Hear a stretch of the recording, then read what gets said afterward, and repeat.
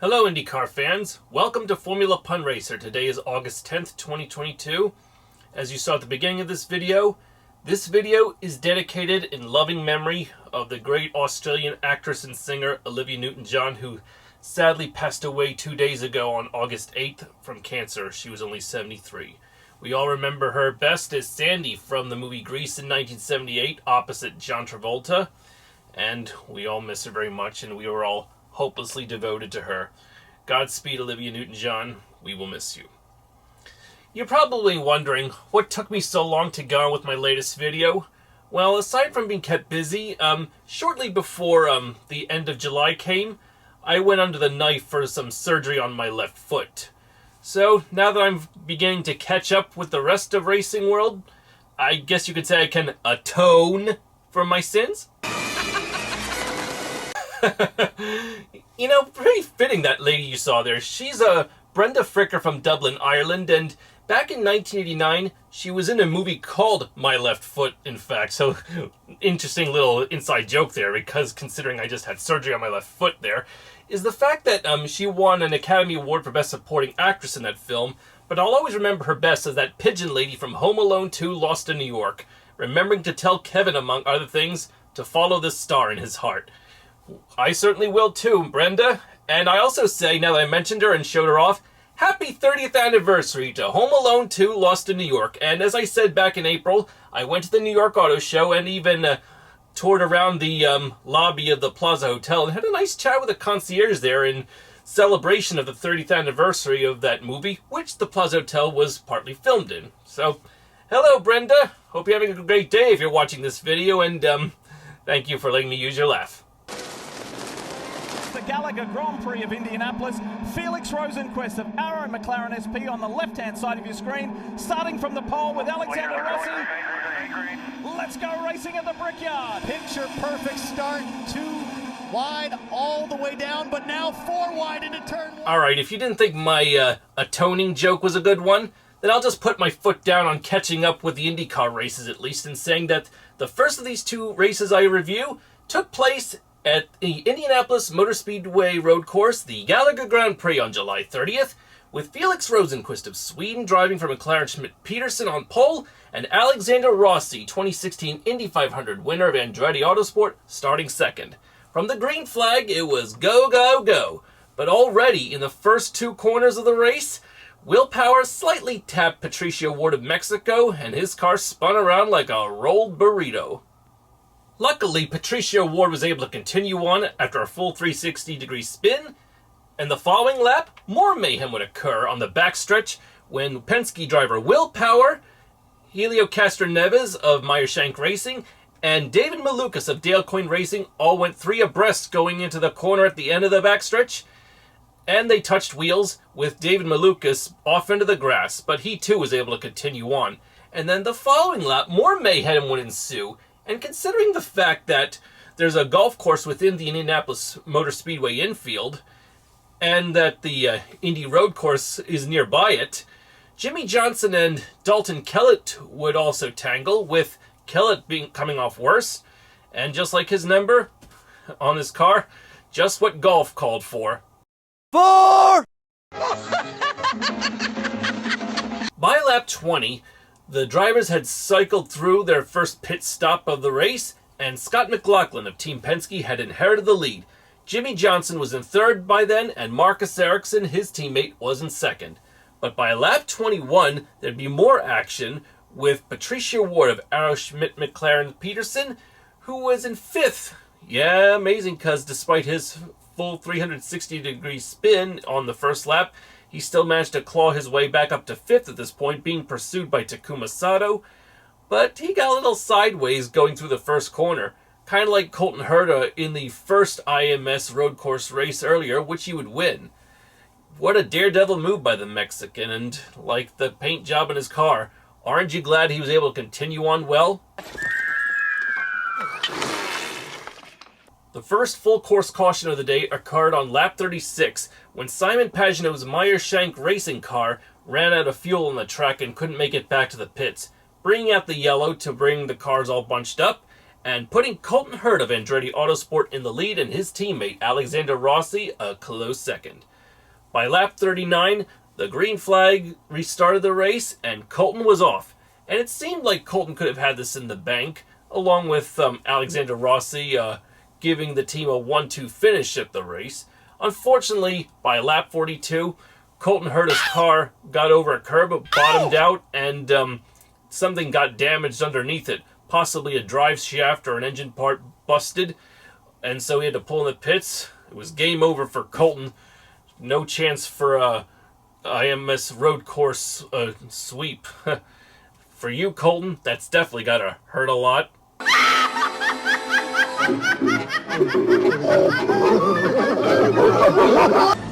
Where's Marcus? Marcus Ericsson, he finished 11th. As for his American teammate Jimmy Johnson, well, ironic, isn't it, that he pitted Dalton Kellett earlier in the race, and they both finished a lap down. But interestingly enough is the fact that despite all that, Dalton Kellett still finished one position ahead of Jimmy Johnson. Johnson finished 22nd, and Dalton Kellett finished 21st. But when all was said and done, Alexander Rossi would inherit the lead from Colton's misfortunes and would never look back to take his first win in 3 years. Congratulations, Alexander Rossi, for winning your first race since Road America in 2019. And I'm sure he could use this confidence, considering that this will be his last year at Andretti Autosport, and he's moving to Arrow McLaren Schmidt-Peterson next year, alongside Patricio Ward and Felix Rosenqvist.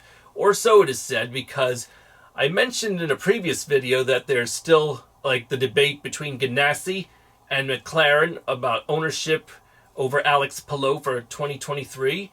And as the recording of this video, the Schlamazel is still ongoing, and to the point where Ganassi has even taken their own driver to federal court over the matter. Oh, there's one more thing I'd like to talk about regarding Olivia Newton-John in this video before I get on with my review of the Music Grand Prix in Nashville. A fun fact about her is that in 2012 for the Freedom 100, which was an Indy Lights race that was held at the IMS Oval Course, in 2012, Olivia Newton-John was the Grand Marshal who gave the command to start engines, and on top of that, her own nephew Emerson Newton-John drove in that race, and he finished 17th. So if you're wondering who won that race, the winner of the 2012 Freedom 100 was an Argentine named Esteban Gutierrez. And that's all I know about that, because I don't really follow Indy Lights that much, but just an interesting coincidence about Indycar and IMS and how it relates to Olivia Newton-John in this video. So, once again, Olivia, we miss you, and we can see you're the one that we want. Green flies. Away goes McLaughlin. Boy, McLaughlin waited till the last possible second to get on the throttle, but it pays off with a jump into turn one. 3 wide, Graham Rail on the inside. Now I can finally get on with my review of the Big Music City Grand Prix, which occurred in the streets of Nashville, Tennessee back on the 7th of August. Or more like in this race's case, more like Crashville, and I'll explain why that is as I get to it. Unfortunately, the race got off to a somewhat bad start. It was delayed by almost 2 hours because of the threat of thunder and lightning storms. That was not good. And I wouldn't be so shocked either, seeing that it jumped from NBC to CNBC at a moment's notice. Not exactly good TV coverage, huh? Oh, disappointing and shocking indeed for us all. Nearly 2 hours after the rain and lightning delays had passed, the green flag finally flew for the second running of the Big Music City Grand Prix, and it was pole sitter Scott McLaughlin of Team Penske and second place starter Romain Grosjean who would lead the field. But like the lightning, Scott was as quick as the bolt to pull away from the field to take the lead. By lap 3, Scott McLaughlin was still leading the race comfortably when at the end of the bridge, the K-Line car of Dalton Kellett and the Colton Herta's Gainbridge Honda, appropriately enough, were in a drag race at the end of the bridge, but then going into one of the slowest corners on the circuit, Kellett bumped Herta into the tire barrier, forcing Herta to wing it on his way back to the pits, literally. Oh, it hurts so bad!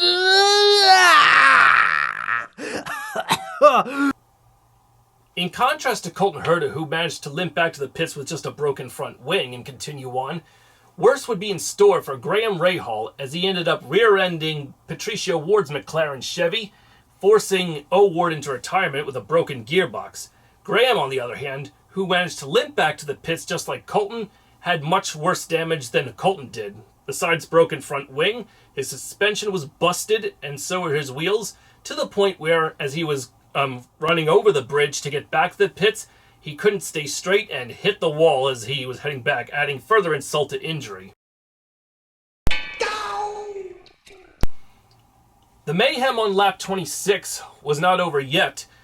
In addition to Patricio Ward and Rahal coming together, further back in the field, Simona Di Silvestro, Dalton Kellett, Callum Ilott, Helio Castroneves, and Scott Dixon all got involved in a chain reaction crash, with Dalton Kellett and Simona Di Silvestro coming off worst.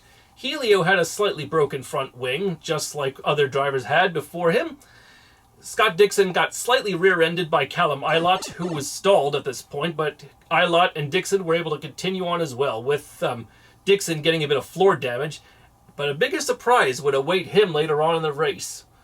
But it was a shame that once again, another driver like Herta and Rahal, Helio just had to wing it. The race would restart on lap 33, but since yellows breed yellows, it would occur again right after it begun when Alexander Rossi and Callum Ilott tangled with each other at the end of the bridge, but they both were able to continue on. The following lap, in almost near the same spot as their tangle, Devlin DiFrancesco of Canada and Takuma Sato of Japan tangled with each other in that general area as well. No doubt about it. Sato was definitely upset with Devlin over it, and Devlin in turn was upset with Sato over it as well. Neither driver would walk away from this happy, eh? It stinks! Despite the fact that Graham Rahal managed to get his car back to the pits for repairs from his lap 26 crash, his chances of victory were already over, as he was a few laps behind. By lap 52, his race would be finished when he went into a corner too fast and hit the tire barrier. Adding insult to injury would be that Ed Carpenter driver Rinus VK in the orange Bitcoin car could not react in time and ended up rear-ending the already stricken Rahal car. But VK was able to continue with another broken front wing like other drivers before him. This in turn represents why this race in the Tennessee City should be dubbed as Crashville. When the race restarted on lap 56, it would be to the delight of the locals when Nashville native Joseph Newgarden of Team Penske would restart the race in the lead, and the majority of laps he led for the race was 12.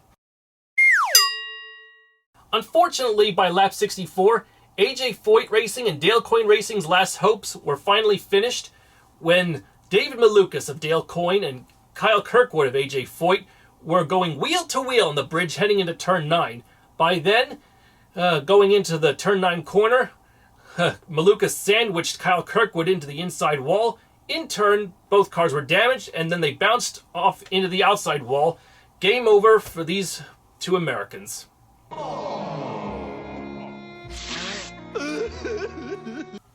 As a result of this full course caution caused by Kyle Kirkwood and David Malukas crashing out, the biggest benefactor in the restart, surprise, surprise, turned out to be Scott Dixon, as Joseph Newgarden, who was leading at the time, ducked into the pits for tires and fuel, so Scott Dixon would lead the race, starting on lap 69 when the green flag flew for the restart. All right! Where's Marcus? Unfortunately for last year's Music City Grand Prix winner Marcus Ericsson, who was renowned for also taking a flight over Sebastian Bourdais' car in the race that year, unfortunately, the following lap after the restart, his gearbox gave out on him, and he was out, finishing a miserable 14th. Leaping legends! But there was more bad luck to come for the Ganassi racing team. With 7 laps to go, Jimmy Johnson, coming off of the bridge, lost control and slammed real hard into the wall. But fortunately, Jimmy was okay, bringing out another yellow yet again. Damn it! Since yellows usually breed more yellows, 3 laps after Jimmy Johnson crashed out, another one would occur, only this time, this caution would breed out a red flag. And what would be is because Joseph Newgarden and Romain Grosjean were going wheel to wheel over the bridge, but when they got to the end of it and it was time to make their turn, Joseph Newgarden had the better line and he touched wheels with Romain, forcing Grosjean into the wall, and Grosjean was not the slightest bit happy about this.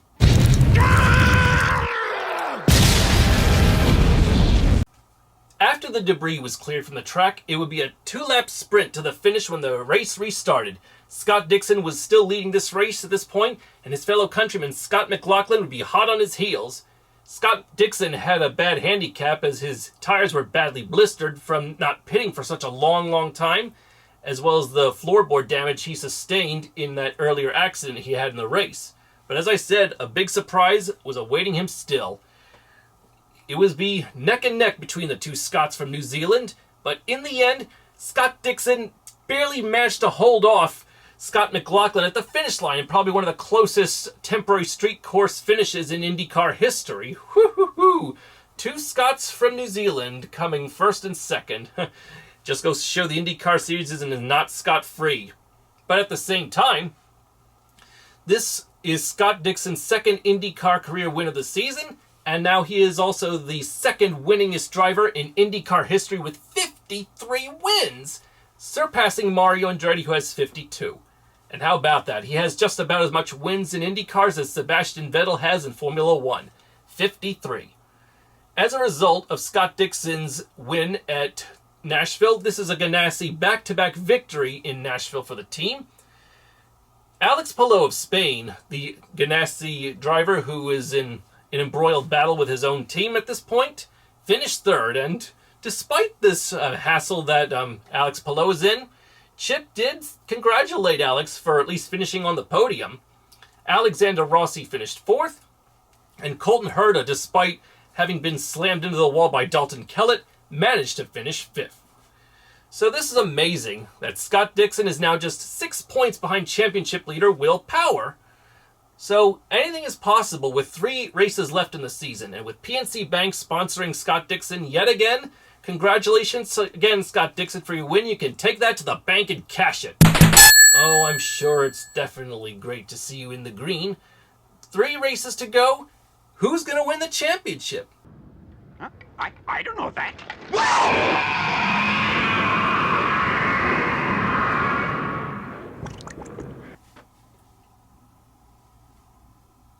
Anyway, with 3 races left in the season, you're probably wondering, where and when is the next one?